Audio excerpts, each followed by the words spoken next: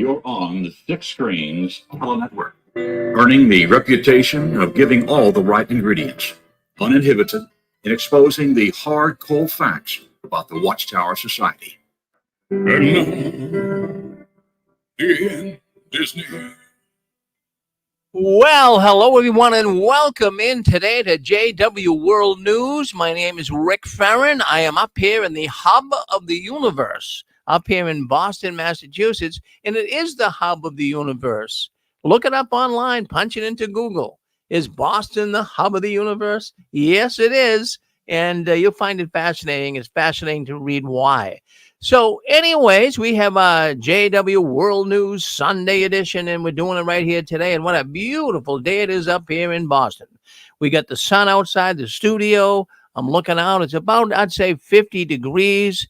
Hey, not too bad for February. Usually it's a lot colder, but I got the window open. It's nice and cool in my little studio here. But I want to thank you all for coming in and being with me today. It's really pleasurable to hear people call into a program. We love that. The program we just had earlier, we had a man call in for the first time and kind of tell us about his story, the Watchtower. He was an elder. And what we do here on the news is we try to give you, I span all of the information coming across the internet, and I try to give you the top stories about the Jehovah's Witnesses. And I want to thank all the people that send news articles to me all week long on Facebook and email. They send me news articles, and I really appreciate that. It helps me when I do the news here. So let's look in. Let's see what's going on in the world of the Jehovah's Witnesses this week. Now, I found this very fascinating, and you know what makes me happy? I've mentioned it 25 times before at least. It makes me happy to see countries coming down on the Watchtower. It's one thing for us apostates to speak up about it, and all of those apostates out there that are activists, and they have YouTube videos, and they post on Reddit and some other forums. Hey, kudos to all of you. We've made a difference, but I'll tell you what's really making a difference, exposing the Watchtower.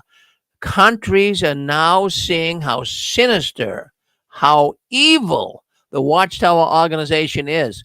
And the latest one here is Germany. Yes, the findings in Germany on the Jehovah's Witness Watchtower organization is just deplorable, very deplorable.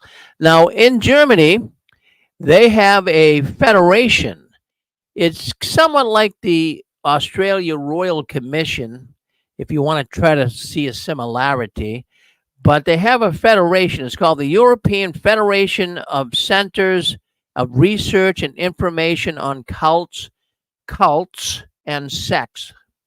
So it examines aberrant, strange groups, religions, and the findings in this federation are shocking. I mean, seriously. I was shocked just reading some of the things. Now, it's about 25 pages. I'm not going to go into it all. But I'm going to tell you what I found to be some of the most important judgments that are coming against the witnesses in this federation, in this report. And this report basically speaks about alienation, shunning. The report is saying that people are alienated from their relatives and friends when they are disfellowshipped or they don't want to be one of Jehovah's Witnesses anymore. Now, that is one issue they brought up. And they brought up the fact that where Jehovah's Witnesses don't vote, it kind of is not doing the state any good. Now, they're not referring to Jehovah's Witnesses as terrorists, but they think that people should vote.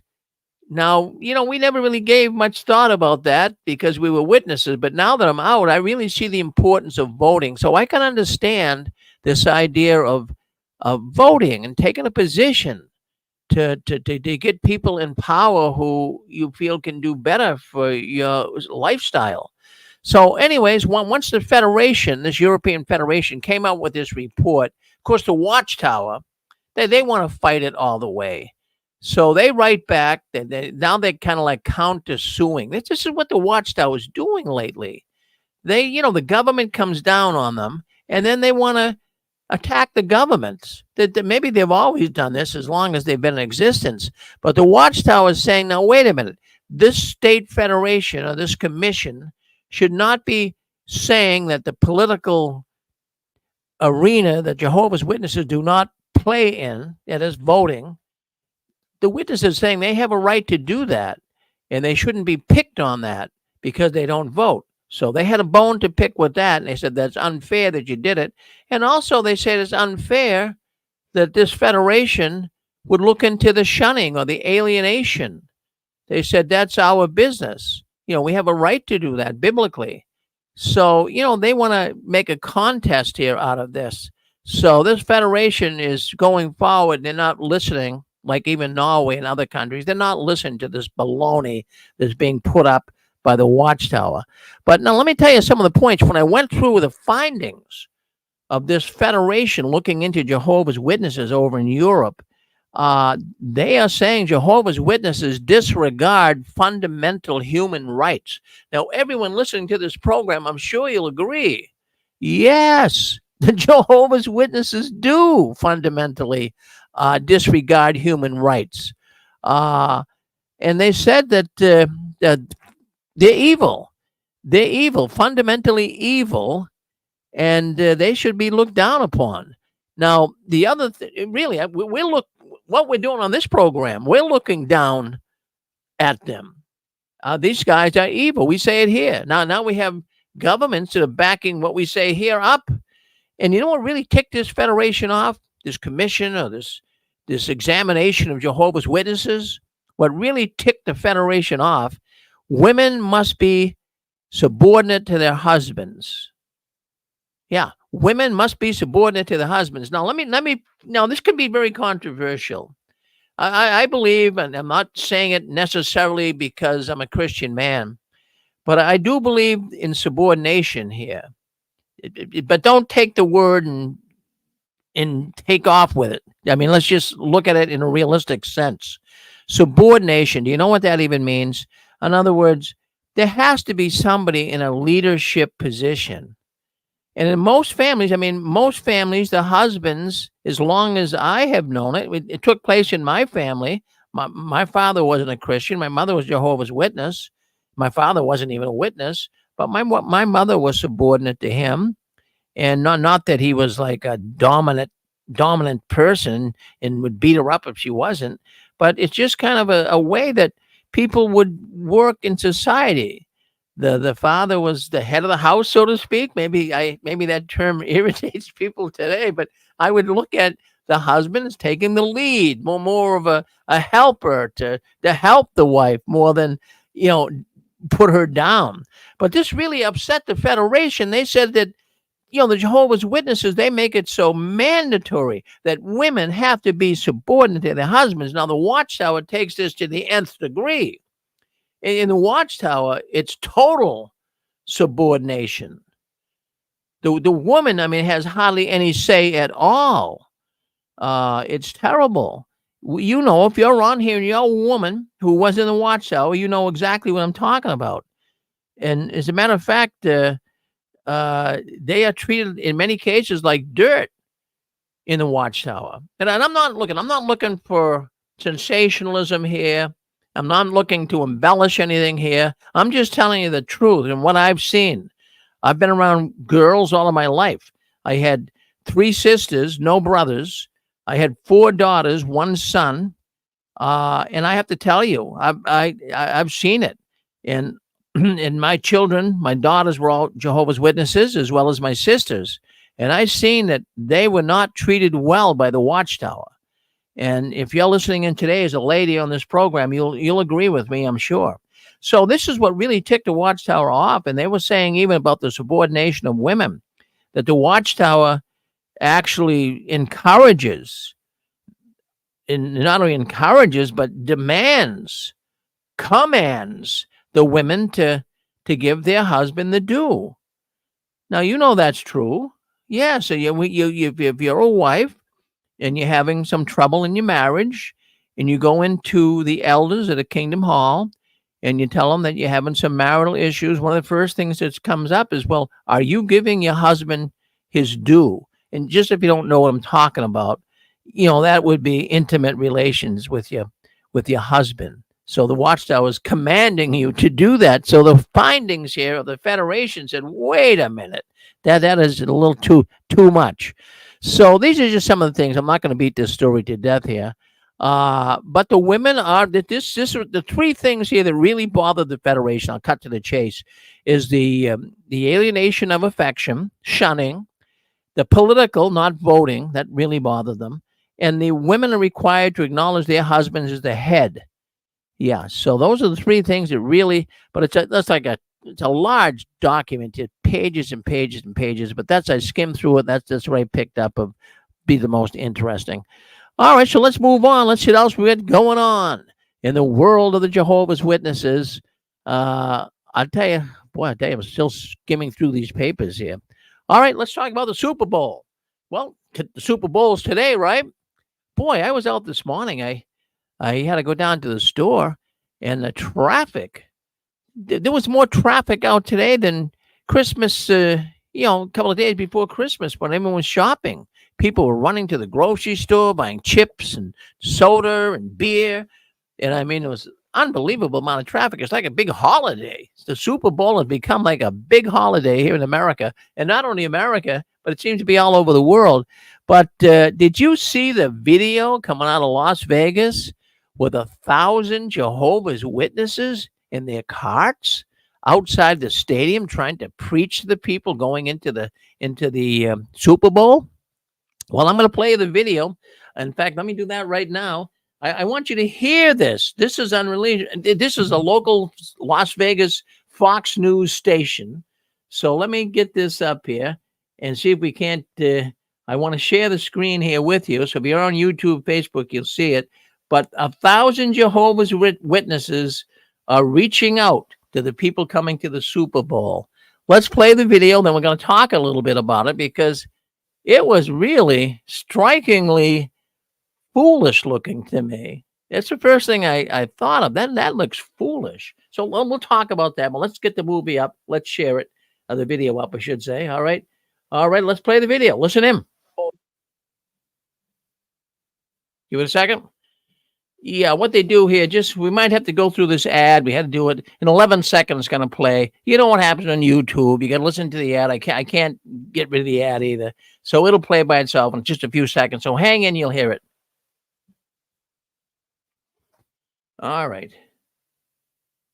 Let's skip that one. Well, of course, is the biggest sporting event of the year, but it's proven to be more than just that. The big game brings people in from all over the world to a new city every year and creates an opportunity for different organizations to get out into the community. Fox 5's Kim Passoff is also live tonight outside Allegiant with how one group is reaching out to a larger Super Bowl crowd. Kim. Yeah, well, hundreds of thousands of football fans are coming to town for this Super Bowl. Thousands of other people are coming to reach out to those fans, like 6,000 members of the media that are credentialed for this event, as well as people who are all around Allegiant Stadium, up and down the strip this week, and at the welcome sign. 1,000 Jehovah's Witnesses taking their message to the streets. Standing next to what looks like lit-up magazine racks, Michael Federico and his wife Tanya spend hours on the strip.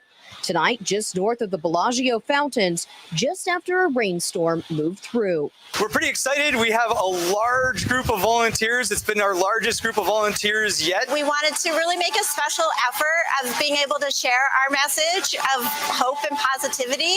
Since pandemic restrictions lifted in 2022, Jehovah's Witnesses have had a small team of volunteers with these Bible carts on the strip. The Federicos are usually here once or twice a week.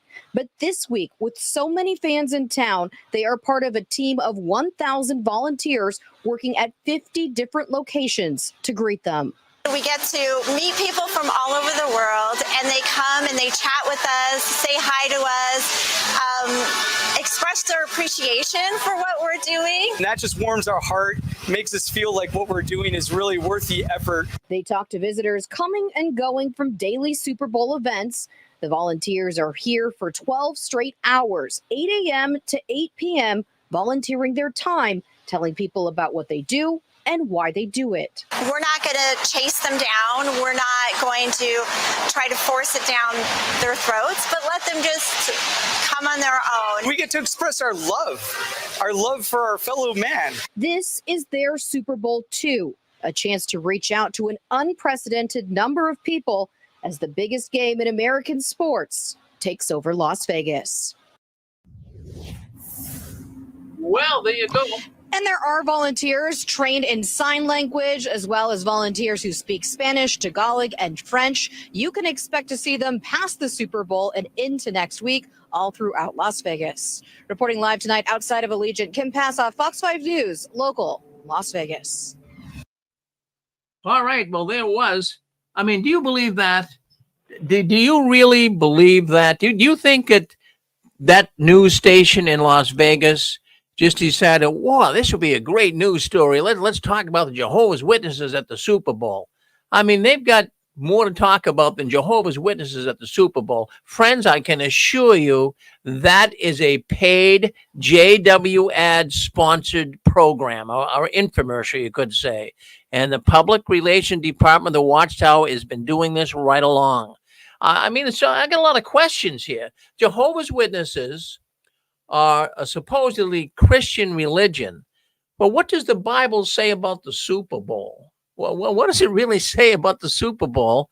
Now, can you imagine, can you just think of anyone who is walking into the Super Bowl is going to stop and show interest in cult literature? Think about it. I can't possibly imagine someone would do that. And how stupid. Anyone walking by these carts, they're not going to talk to a bunch of people preaching about doomsday. That they'll probably, many of them probably get drenched with beer before the Super Bowl's over. So will people actually going into the Super Bowl, will they stop and strike up a conversation? The answer is no. It's not going to happen. The other thing that really bugs me about the Jehovah's Witnesses showing up at these sporting events, whether it's a Super Bowl or whether it's the youth games in Madrid or wherever they're showing up, and we know they're doing that. They're trying to get as many people recruited into their cult as they can. But what really discourages me, not that I'm losing any sleep over it, but didn't the Watchtower always discourage a participation in sports? Didn't they always do that? What hypocrisy. This is hypocrisy on display. The English-speaking witnesses in some of these countries, they're connecting as well. They have translators, as that woman was just saying. So even in other countries where they have English translators, and they're trying to really get their message out. They're doing everything they can. Now, I'm thinking they might even start an urban legend. You know how the Watchtower always takes something and has to make a big deal out of it? Well, I'm thinking that maybe with Taylor Swift being there at the Super Bowl, maybe the urban legend that will be started in the witness world is, oh, Taylor Swift came up and accepted some of our magazines. She actually wanted to study with Jehovah's Witnesses. I mean, don't be surprised if you don't hear something like that in the next 6 months. There was a talk, an article. It was a talk I heard once, and also there's an article I read years ago. I forget when it was, but it was actually talking about how football was being equaled or equated to gladiator events in the first century. And you know how Jehovah's Witnesses wouldn't want to participate in this type of arrangement. So how is it now, after they had a talk about football being equated with gladiator events, that now they have 1,000 Jehovah's Witnesses show up in Las Vegas? Unbelievable. What was the couple's name there? Federico, I believe, was their name, brother and sister Federico. And they said, oh, we're here. We're so happy. We're meeting people from all over the world. And then Sister Federico said, we have a message of hope and positivity. Are you kidding me? Do the Jehovah's Witnesses have a message of hope and positivity? I would say just the opposite. Now, we know all of these betting people, FanDuel and all these different betting arrangements that take place online. I'm wondering if they're going to bet. They're betting on everything else. They're betting on what color dress Taylor Swift is going to wear. They're betting on, of course, what the score of the game is going to be. I wouldn't be a bit surprised if on some of these betting platforms, they're taking bets on the Jehovah's Witnesses with their carts. They're taking bets on how many converts the witnesses will get. Well, I'm going to tell you right now, that's something I would bet on. That's something I would bet on. They're going to get zero. I can tell you that right now. There's 300,000 people that are showing up in Las Vegas. And I have to tell you, if they get one person, I'd be surprised. I would really be surprised with the tarnished image of what's taking place in the watchtower. They're going to walk by, many of those people walking by these carts are going to go, hey, honey, those are the guys we saw on TV. Remember that show we saw about pedophilia and how that religion hides them? Those are the guys. Don't get too close to them. That's a possibility. I mean, I'm not trying to make a mountain out of a molehill here, but there's something wrong, at least in my way of thinking, that the watchtower is showing up with 1,000 people at the Super Bowl. Well, what do you guys think? Would you like to comment on that? I mean, I know they're trying to recruit people, get people, as many as they possibly can. Go ahead, Michigan. I believe that's Mike. Go ahead, Mike.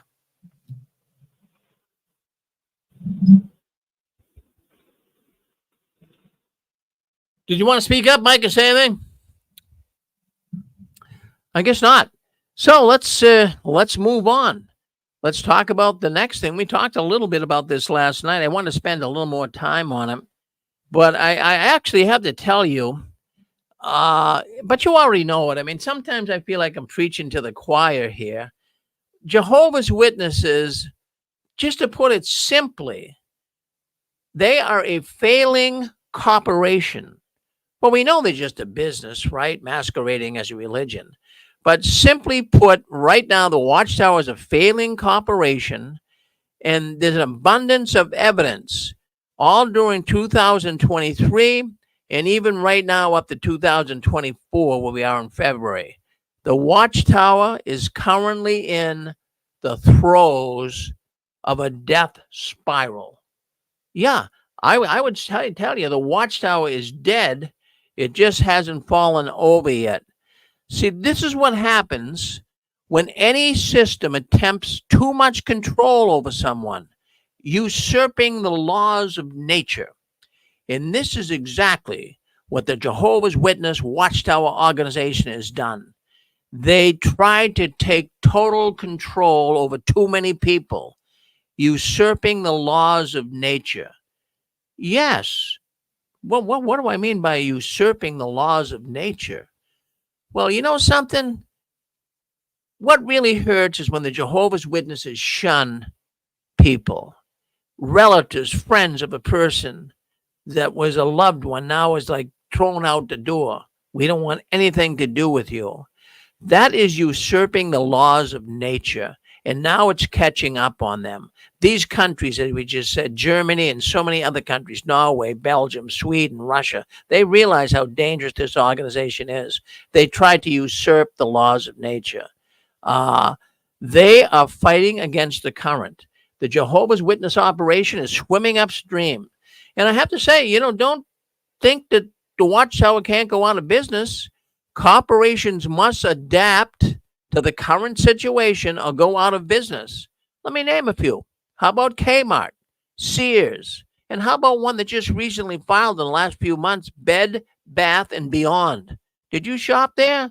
They filed for bankruptcy. So Watchtower, they have to change. They must change its business model, and they have to do it soon. This corporation is failing, and they have lost their appeal.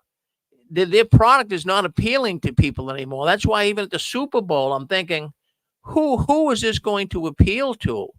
Even without all the bad videos and documentaries that have been done about the Jehovah's Witnesses, even before that, people wouldn't, they've lost their appeal. It's like a product that no longer is selling. Now, I've talked about so many times before. I talk about, and I like this, there are 5 stages of a business collapse. Did you know that? There's been economic studies and scientific studies about this. on businesses that collapse. Now after people come in and pick up the sawdust and the broken glass, they say, well, what happened? Well, I'm going to tell you, there's 5 stages. Let's talk about them. I'm going to show you the Watchtower has been involved in every one of these stages. And right now, the stage they're involved in is stage 5. That's the last stage. So they've been through all the others. So stage 1 is overconfidence. Don't you think in the past, the Jehovah's Witness organization, i.e. Watchtower, don't you think that they were really overconfident that, oh, people are going to believe whatever we tell them? We'll tell them this, they believe it. We tell them that, they believe it. So at one point, they were overconfident. And I'm sure the powers to be of the Watchtower would get together in the back room and say, hey, we have buffaloed the people. We have conned the people. Look at that. They're all following us like a bunch of lemons over the cliff. So that's what I'm thinking. That's stage 1. Watchtower has participated in that. They were very overconfident. If you go back in the 50s and 60s, 70s and 80s, they were getting away with whatever they said that people would do. You tell them 1975 Armageddon's coming. Geez, people were selling their houses. They were moving to where the need was great, and they were overconfident. They figured everyone's going to follow our advice. Well, not so fast. And then stage 2, overreaching. Now, this kind of happened right after 1975. In 1975, well, actually, I should say in 1976, 250,000 Jehovah's Witnesses left the organization. So now what they had to do is losing that many people, they had to now overreach. They had to have these special campaigns and create all of these venues where they could get more and more Jehovah's Witnesses to come and be, attracted, more and more people be attracted to Jehovah's Witness religion. So there was like an overreaching from the late 70s and the 80s and 90s. And, they started to gain momentum and getting more people in. But stage 3, this is what I wanted to focus on. And that actually happened. Stage 3 just happened during Zoom.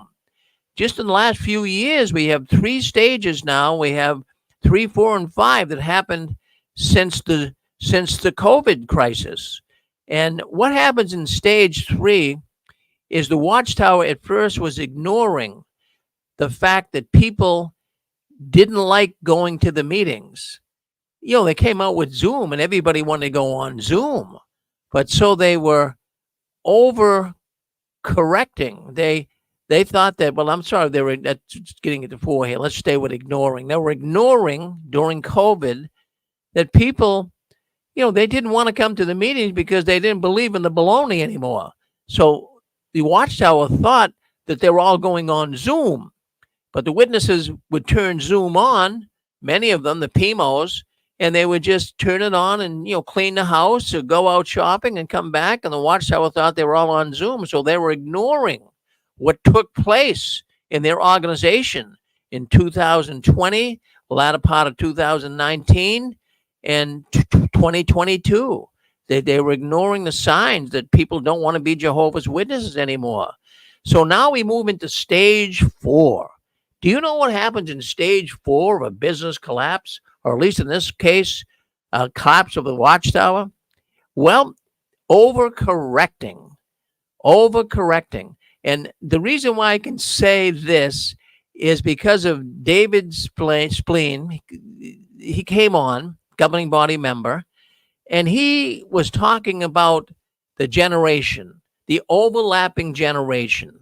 I have to put that into the overcorrecting. He made an attempt. 1914 is a date that is strangling the Watchtower. And of course, we know the position that the Watchtower has taken on 1914. And that, of course, was the year that those who were living then would never die, really. They would really move on, and the generation that saw that end would continue on living. But they had to keep moving the goalposts. So they had to keep coming out with new light. They had to keep changing their thoughts on the overlapping generation to the point that they just dropped it. And so that was creating some issues for the Watchtower. And then they were overcorrecting. They were, chastising the witnesses for really not accepting this, and they would make statements along the line like, well, even if we say something that's not sensible, just go along with it, even though it's illogical, just go along with it. So we see stage 4, it's already happened. And now stage 5. Well, this is the last and final stage. And I can tell you what happens in a business. Let's take a look at some of these big businesses. Let's take a look at Sears. Let's take a look at Kmart. And if you get into reading about some of the problems, economic problems that some of the big businesses have ever faced, stage 5 is there's a lot of discontent at the top. Yes, the CEOs, the financial officers, the people who run the business, they start fighting with one another. They start haggling with one another because they all have different ideas on how they can keep their business alive. Now, don't we think that happened with Tony Morris? Tony Morris, all of a sudden, he shows up on the Jehovah's Witness website. He's no longer a governing body member. There isn't even an explanation of why. So what happened there? I'm sure they're arguing. Tony might have had something that he didn't agree with the other members of the governing body. So they ousted him out. And so right now it's happening in stage 5, and this happens in the business collapse as well of any business. They start trying to change everything. In other words, they're putting all the cards on the table. They try to change everything, as I say. And hasn't that been happening just recently? Boy, no more reporting of time. What do you think of that? Is that a big change? I would say yes. What about beards? The Watchtower now says that a man can have facial hair. He can have a beard. Well, you could never have a beard as long as I've been around the Jehovah's Witnesses. So they're changing everything. And now they're even changing when a person can become a Jehovah's Witness. It was always taught that, when the Great Tribulation began, that no, you cannot get in. You better get into the ark before the doors close. And they're using the example of Noah's Ark. As soon as it started raining, Noah closed the doors and the people couldn't get in. So the Watchtower always used that as an example. But now they made a change. They said, no, they didn't say they were wrong, but they said they made an adjustment that they're now saying that people can become one of Jehovah's Witnesses during the tribulation. So they still have time to repent, or they still have time to come to Jehovah and be saved. So that's stage 5. The Watchtower right now is changing everything. And every day I get reports of what people are at least thinking about what might change next. I get people writing to me, Rick, they're going to allow sisters to wear pants. Rick, they're going to allow sisters and brothers to marry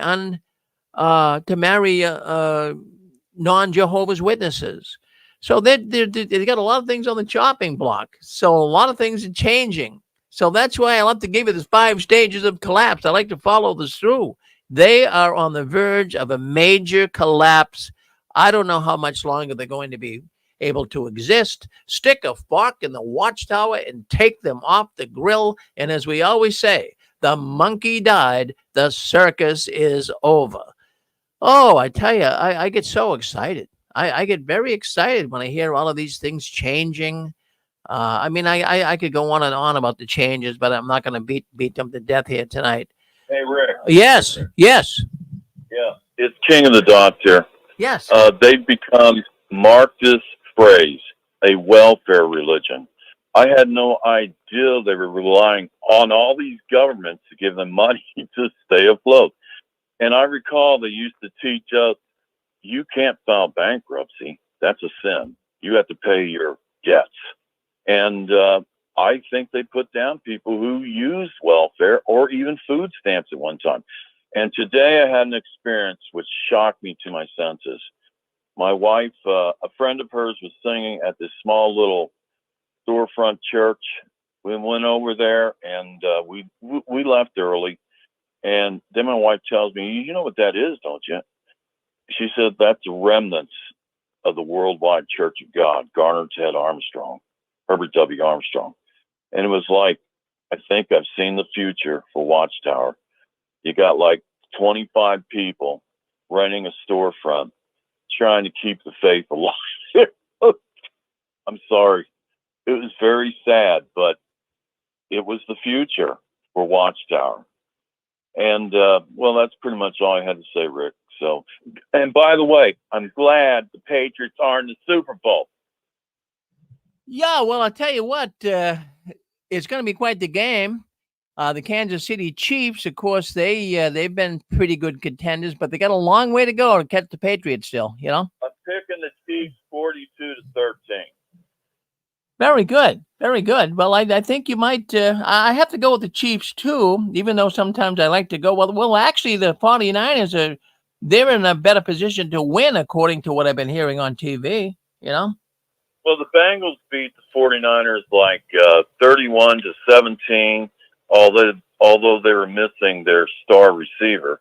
The Chiefs have an infinitely better defensive line, so I look at this to be probably a blowout early. And if I'm wrong, guess what? Watchtower is wrong in 1975, so just suck it up, okay? You got it. I'll talk that. Hi, JW Suicides, by the way. Talk to you all later. There you go. Thank you, King of Dots. Always good to hear from the King of Dots. Wow, boy. Yeah, go ahead, Mike. You're on with us. I just got to say, Rick, that the Super Bowl thing, that's a very sore subject with me because I don't know if you watched it last week. You know, I'm still heartbroken, or 2 weeks ago, I'm still heartbroken about the Detroit Lions. You know something? I watched that game too, and I have to tell you, I was heartbroken too. I wanted those poor guys. You know, they haven't really got up top there for many years. What, 30-something years, right? No, Rick. The Detroit Lions haven't won the NFL championship since 1957. I live in a state of Michigan. Rick, I'm telling you, people cried. And I mean, I know it sounds silly. I would cry about it, but yeah, people were that one hurt. A lot of people were upset. They were that close to a Super Bowl. It's just like everything fell apart. Oh my God, Rick! I told my dad. He's 75. He said, yeah, he agreed with me. He said, yeah, that's probably the closest they'll ever get to a Super Bowl. It's unbelievable. Well, no, I was I wanted Detroit to win that game too. Many times I go for the underdog. Give them a break. Thank you, Mike. Thank you for calling in from Michigan. Always good to hear from you. Thank you very much. Yeah. So, anyways, we've got more things to discuss here. I had a whole lot of stories. I'll bring some other thoughts up here tonight too. Today I should say that the baby boomers, Jehovah's Witnesses, and I'm a baby boomer. And, you know, they're having trouble. Many baby boomers are not leaving. Now, that's not to say none are. There are some that are leaving, but they're finding that the baby boomers are really holding a close grip on the Watchtower organization. And the reason for that is there is some cost. It's a business term. The witnesses in the baby boomer age, which I'm a baby boomer, I'm 75. And what it is, if you've been a witness in, say, for 25, 30, 40, 50 years, you spend so much time in that organization that you say, man, I can't leave. I've been here all my life. What if I leave now and Armageddon comes tomorrow? That's a position the baby boomers find themselves in. And I always use the example of be like a man or a woman who buys lotto tickets every day. And they buy them every day. They buy a lotto ticket and they never win. But, you know, after they spend about, $100,000 on lotto tickets, they say they can't give up now because the next one might be the winner. So it's very much the same position the baby boomers take while in Jehovah's Witness organization. And I just want to go back to the Super Bowl. I want to go back to the Super Bowl for a second. I wanted to say that, Jehovah's Witnesses, we talked a little bit about this last night on a Saturday program. Jehovah's Witnesses, as we know, cannot celebrate anything. They really can't do much when it comes for celebration. Christmas, birthdays, 4th of July, New Year's, don't do it. They have no holidays. They have no day where they can actually celebrate. But the Super Bowl has become their celebration day. I mean that. Now, I was disfellowship. Satan kicked me out of his organization back in 2005 for apostasy.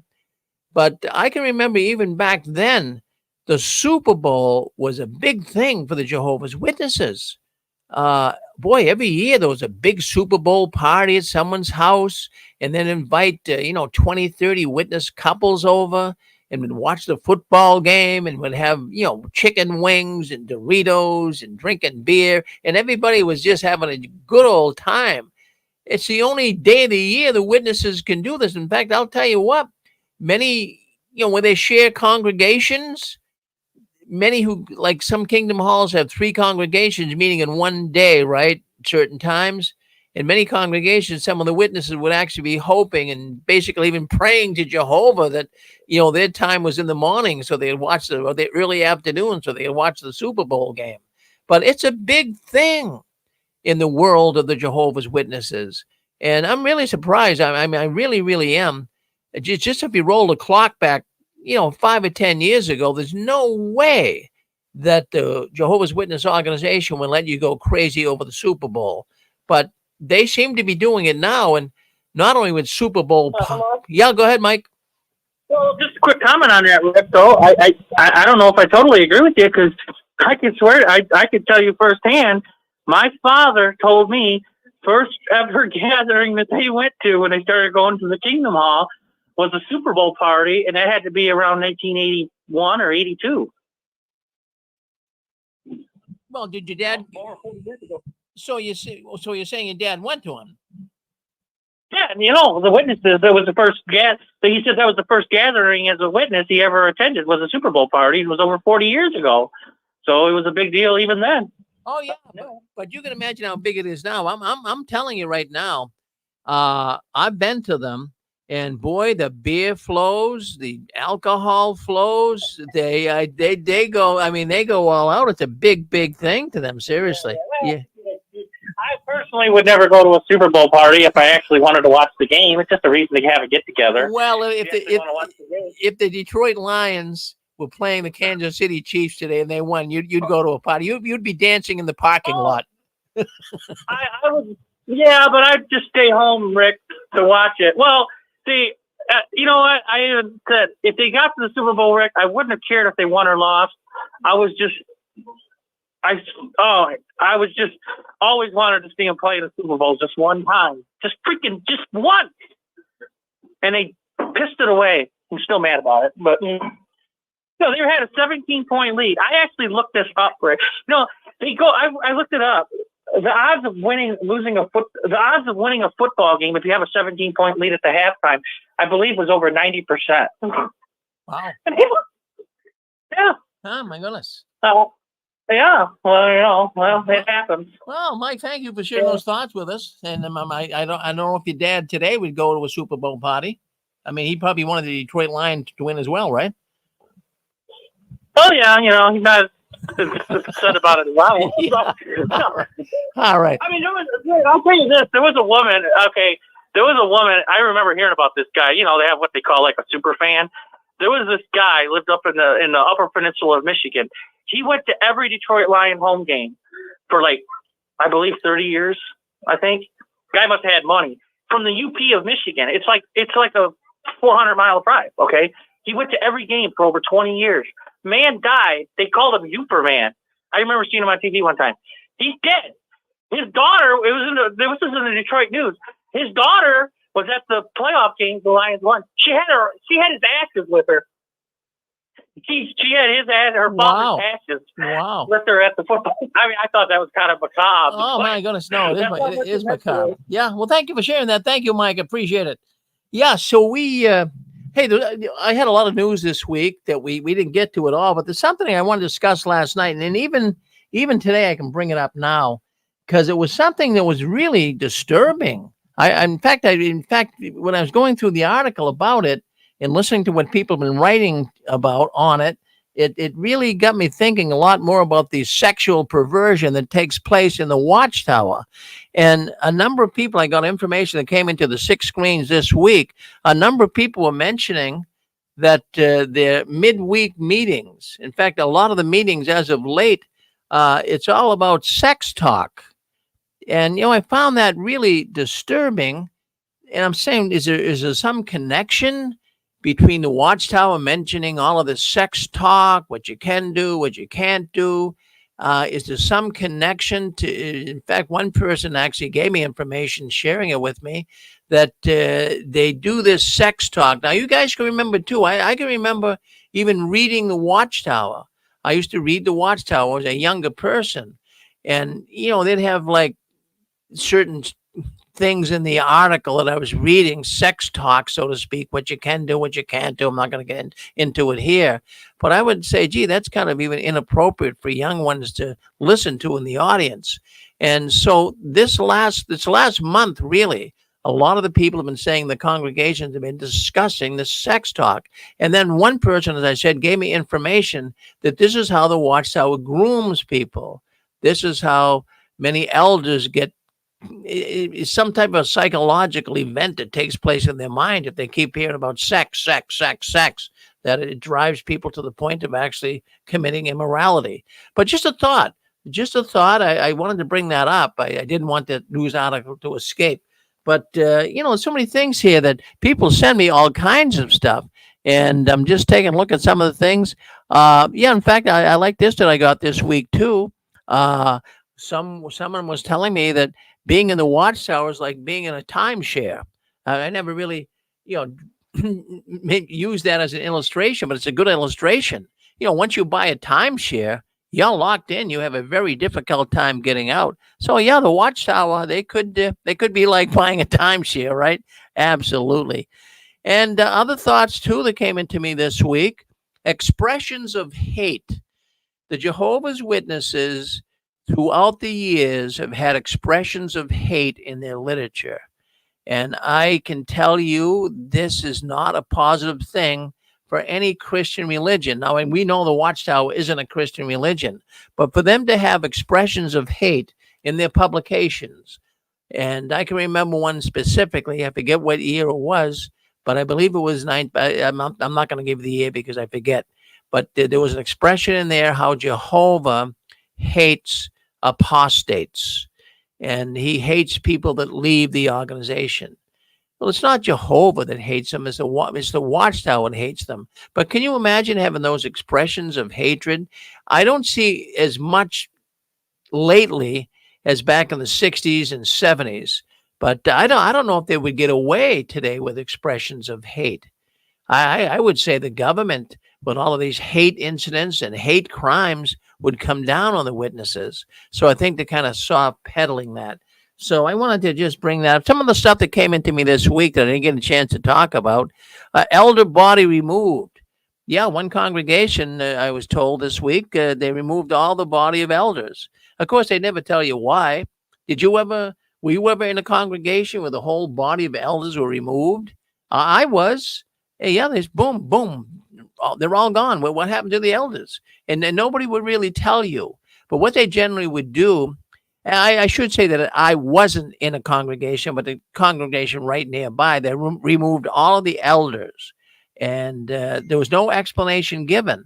So what this does, it gets all the people gossiping. Now, what if you went to the Kingdom Hall today, if you're still one of Jehovah's Witnesses, and you walk in, well, isn't this man? You see all these new elders up there. You see people that have been brought in by the Watchtower to take over. Wouldn't you question that? Wouldn't you start gossiping about that? Wouldn't you start saying, my goodness, what's going on in this congregation? But it never seemed to faze people. It never did. I remember the Groton, Massachusetts congregation. All of a sudden, all the elders were removed.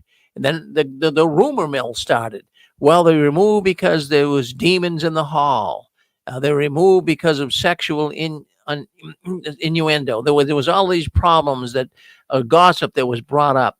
So, it's nothing that's not that, it's not rare. It does happen.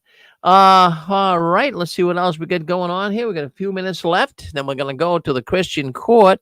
Another thing that a person gave me information this week about was with all the changes taking place in the Watchtower, they're thinking that the next move is going to be sisters becoming ministerial servants. Now, scripturally, they could do that. Priscilla and Aquila, you ever read that story in the Bible? Well, I mean, deacons, they were deacons. So a deacon really is a ministerial servant, if you want to draw a comparison here.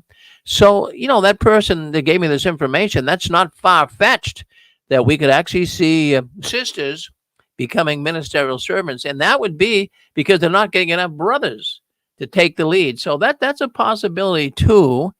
So a few other things here. Yeah, well, it's actually, in fact, another message that came into me this week was a whole family was brought into judicial hearing and disfellowshipped. The whole family, all in one shot. They all became apostates. I guess they were PMOs and said, that's it. So they had a judicial committee hearing, and the whole family was disfellowshipped. See, I mean, this type of stuff, it's unbelievable what goes on in the world of the Watchtower.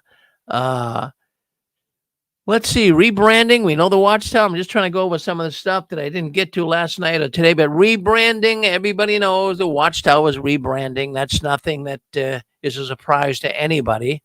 They started with the jw.org and the signs on the Kingdom Halls. They're trying to get you to go to jw.org. But anyways, friends, there was a lot in the news this week. We'll be back next Saturday night with more news. And I just want to say, I want to take the time here in the Sunday afternoon to thank everyone. We've been doing the programs now for 19 years. And I want to thank everyone that listens into the Six Screens. We have a good audience. And a lot of people say, Rick, this is where ex-Jehovah's Witnesses come to talk on the Six Screens. So I'm very thankful that we do have a good audience. And I have to tell you, our audience is really made up of very smart people. Our audience, we had a man on earlier. You might have heard him on our earlier program, and he called in for the first time. He was an elder.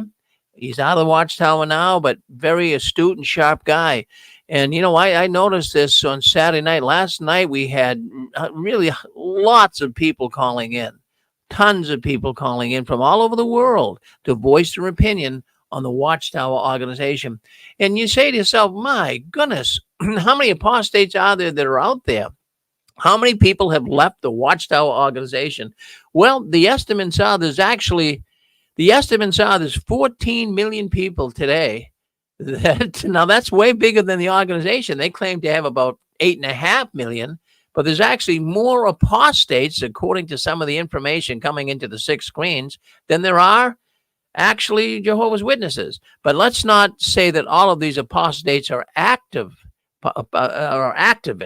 Very few become activists like us here at the Six Screens. And of course, we got Vern up in Canada and Joe and Fran. And we have all these people that are activists, but not all Jehovah's Witnesses become activists. But for those that do, keep up the good work, because we're all making a difference. We're all making a difference by exposing the Watchtower. And friends, I'm going to tell you, we are going to see the collapse of this organization. I'm not looking through rose-colored glasses. I don't know where they can go from here. I do not know where they're going to go from here.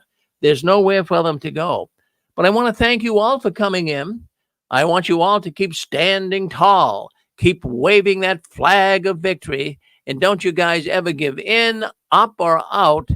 And the last one, leaving the Watchtower, please turn off the new light. Stay with us. We got the Christian Court that's coming up next, right here on the Six Screens Telenetwork.